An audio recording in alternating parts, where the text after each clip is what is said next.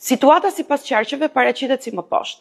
Qarku Shkodër ka një rritje të nivelit të ujit në fshatin Obot me rreth 60 cm mbi rrugën kryesore. Qarkullimi bëhet vetëm me mjetet të tonazhit të lartë. Ka rritje të sipërfaqeve të tokave bujqësore nën ujë, 15 banesa të rrethuara nga uji në vallën e Dejës. Në disa fshatra të Malësisë së Madhe ka rrugë të bllokuara dhe prezencë uji. Në bashkinë Fusharrës janë evidentuar shkarje dherash dhe rënje gurësh, prezencë e shtuar e ujit në rrugët autorurale, që ka shkaktuar dëmtime. Në qarkun e Lezhës, rreth 3000 hektar tokë bujqësore janë në ujë. Është bërë evakuimi 2 familjeve, një në fshatin Ishull Shëngjin dhe një në fshatin Kakariq.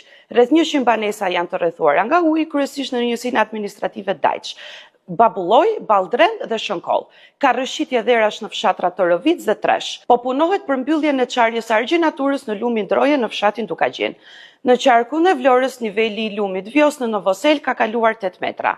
Janë evakuar 13 familje pranurës së Mifoli dhe në Novosel. Nuk ka prezencë uji në banesa. Në qarkun e Durrësit, aktualisht situata është drejt përmirësimit, por po punohet për heqjen e ujit në rreth 800 banesa dhe objekte, veçanërisht në zonën e Burgut, Ish-Kënetës, Shkozet dhe Nishtull. Në terren ndodhen ekipe të vlerësimit të dëmeve, të cilët po vazhdojnë evidentimin dhe dokumentimin e rasteve. 250 persona janë strehuar në shtëpinë e pushimit të ushtrisë në Durrës dhe 55 persona të tjerë janë strehuar në kavaleshencën e Ministrisë së Brendshme. Lumenjt, Erzen dhe Ishëm, si dhe kanali i Tones, janë në kuota maksimale. Disa rrugë të qytetit mbeten të bllokuara për shkak të pranisë së lartë të ujit. Në bashkinë e Kryes, si pasojë të çarjes së argjinaturës së lumit Droje, ka vërshime uji në 2 fshatra, Dukaqin i Ri dhe Miliska. Në fshatin Miliska, uji ka hyrë në banesa, ku ka prekur 50 familje. Në terren ndodhen ekipe të bordit të kullimit të Durrësit për përballimin e situatës. Në bashkinë Shija ka prani uji në 15 banesa. Situata problematike, veçanërisht në njësitë administrative Gjavzotaj, Maminas dhe Qepalaj. Në qarkun e Gjirokastrës, si pasojë e rreshjeve të dëndura, ka rrëshqitje dherash në aksin Tepelen-Gjirokastër, ku qarkullimi është i kufizuar. Po punohet për rikthimin e energjisë në disa zona malore. Nivelet të larta të lumit Vjos në Memaliaj dhe Përmet. Në qarkun e Kukësit, lumej në kuota të larta, po pa problematika aktuale.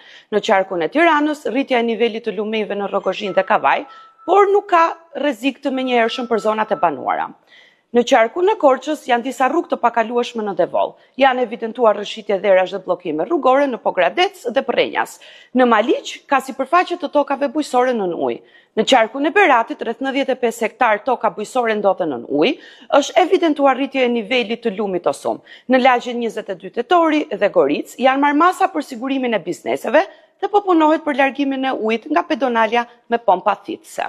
Në qarkun e Fierit, rreth 200 hektar tokë bujqësore ndodhen të përmbytura, prezencë uji në 27 banesa dhe në disa fshatra. Në qarqet e tjera nuk paraqiten problematika serioze.